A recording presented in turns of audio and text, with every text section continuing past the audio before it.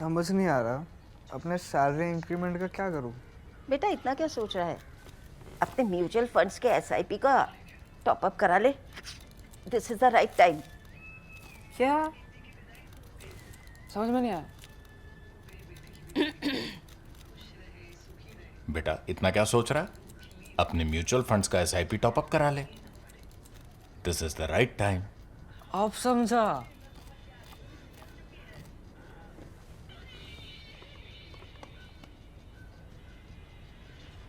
Mutual fund investments are subject to market risks. Read all scheme related documents carefully. Never has an assembly bypoll said so much about a state and national politics. Prashant Kishor's victory in the Bankipur assembly bypoll opens up many possibilities in Bihar. On paper, the Jan Suraj party founder has defeated BJP's Neeraj Kumar, an electoral debutant. However, in reality, he has defeated BJP National President Nitin Nabin because Bankipur is his family pocket borough. He and his father won this seat for 9 consecutive terms before Nitin Nabin resigned as MLA to enter the Rajya Sabha. With around 42% of the voters being upper caste Hindus, Bankipur was naturally a safe BJP fort. PK breached it.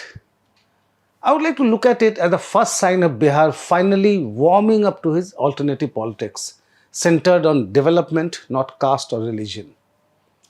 His Jan Suraj party can potentially emerge as the principal opposition voice at the cost of Lalu Yadav's RJD in the coming months and years.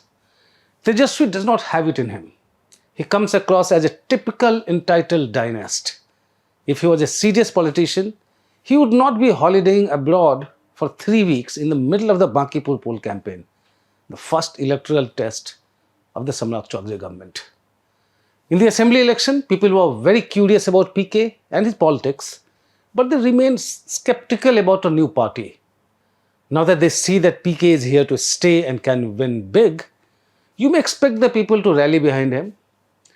After the results, PK has said that in the next 1 or 2 years, he will show the people what an MLA can do for his constituency. I would say that's a great strategy. I mean, the Bankipur model of development in Bihar. PK's victory in Bankipur should sound alarm bells in the BJP camp, not because of what it says about Nabin or Chief Minister Samrat Chaudhary or even PK. What must worry the BJP more is that its core voters, the upper castes, seem to be getting disillusioned and drifting away. In a constituency that has 160,000 upper caste Hindu voters, the BJP candidate could not even secure 45,000 votes. A BJP leader had purportedly said that even a dog or a cat could win on the BJP symbol from Bankipur. It's time to eat crow now, I guess. The Bankipur result was the first electoral manifestation of the Gen Z's frustration because Bankipur is in Patna, which had also witnessed protest by students and youth. As PK's fellow poll strategist, poll consultant Naresh Arora of the Design Box said at a webinar, Gen Z is the first generation that should be treated as a constituency based on mindset rather than caste or religious identity. Protesting students and youth were not all affected by the NEET UG paper leak. They were voicing their cumulative grievances about the state of affairs. To that extent, the Bankipur bypoll result could be seen in the context of the Gen Z protest. Not that the BJP is unmindful of the growing restlessness among its core voters, including the students and youth who had propelled it to power in 2014. Prime Minister Narendra Modi let go of then Education Minister Dharmendra Pradhan. He is confident and one of the very few ministers who have survived in this government right since 2014. There are barely half a dozen others who have achieved this feat. Rajnath Singh, Nitin Gadkari, Piyush Goyal, Nirmala Sitharaman, Rao Inderjeet Singh and Jitendra Singh. Others just fell by the wayside.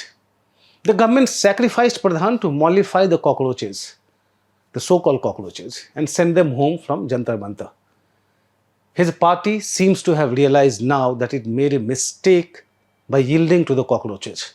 Look at how the BJP has changed its approach towards them since Dharmendra Pradhan's ouster. No more kid gloves treatment, it's time for the hammer. When party MP Kangana Ranaut came out condemning the girls of what she called Generation Gutter, who can't even become homemakers, the general perception was that she was crossing the line as the Modi government was going out of the way to please the protesting students and youth. The BJP's silence about her diatribe against these protesting girls came as an endorsement.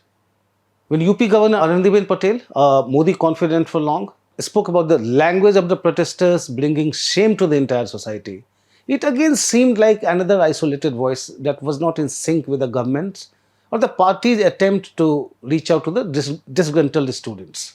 Then PM Modi's Instagram video came Friday night. He looked anguished as he spoke of how the mischievous children had used crass abuses against him and his late mother, and how society was indignant about our daughters using such foul language. While the PM said he forgave them for their abuses, he also virtually endorsed what Ranawat and Patel had said. These remarks give an inkling of the BJP's new narrative about the Jantar Mantar protests. It's not about political accountability anymore, nor is it about the students' larger grievances about the failures of the government. The Gen Z protests are now being sought to be projected as an act of insolence by misguided youth, something their family should be ashamed of. In PM Modi's video about forgiveness lies the BJP's counter strategy to define the entire students' movement by the expletives used by some mischievous girls about the country's Prime Minister. The movement is sought to be projected as a symbol of the erosion of our social and cultural values and bad parenting. The central issue of governance failures had been subsumed under the perceived indignation over the insult to PM Modi and his late mother, something the opposition has been made to pay for in one election after another. The BJP is now seeking to do to these young protesters what it does to opposition parties. Is it helping the BJP though? A snap survey by the C voter suggests otherwise.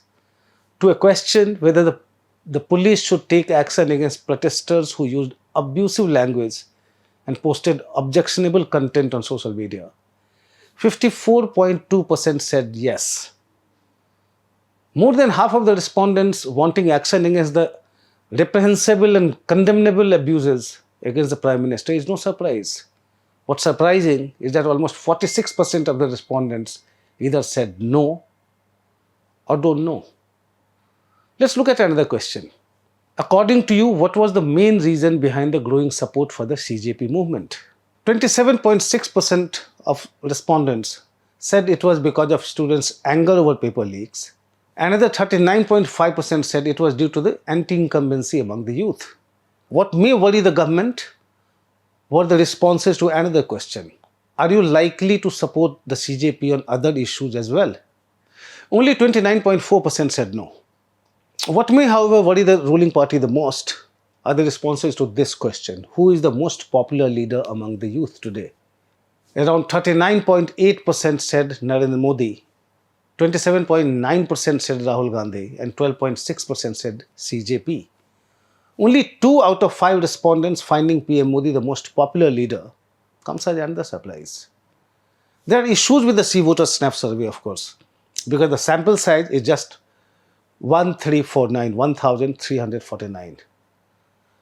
However robust the methodology, it's a minuscule sample. But that's the only survey any credible agency has conducted on this issue so far. There has to be a reason for the BJP to go on an offensive against the protesting students. Many party leaders believe that it's a small bunch of urban youth who are protesting, and these reel-making cockroaches don't have the stamina for real-world fights, from police stations to courts. Anyway, they can't be allowed to destroy the aura of invincibility around the BJP and the Modi government. This aura is their core strength. It's because of this that many institutions and individuals bend before the government and the ruling party. That's why leaders, MLAs and MPs from other parties find it safer to join or be on the right side of the ruling party. The same works for current and prospective allies. The ruling party can't therefore afford to be seen as weak or vulnerable. It would trigger the centrifuge. Dharmendra Pradhan's resignation under duress made it look vulnerable. At the core of this perceived invincibility is the Modi versus who question. Rahul is not seen as a match to PM Modi, and there are so many surveys to back this perception. Nor is the Congress seen as a party that can take on an electoral juggernaut such as the BJP. There is a flaw in this argument though.